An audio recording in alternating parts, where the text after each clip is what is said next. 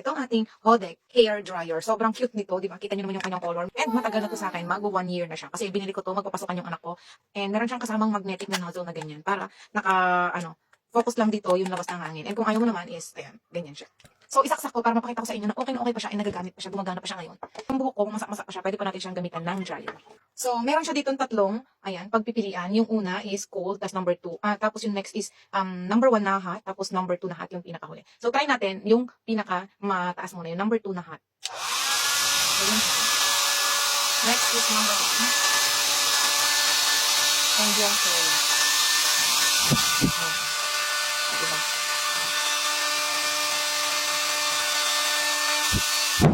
Diba? Gumagana pa siya. And every morning, gamit namin to ng baby ko. Meron siyang blue light.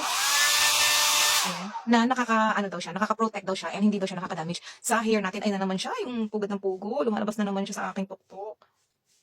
Kung gusto mo din to, ilalagay ko na lang yung link niya sa ating yellow basket.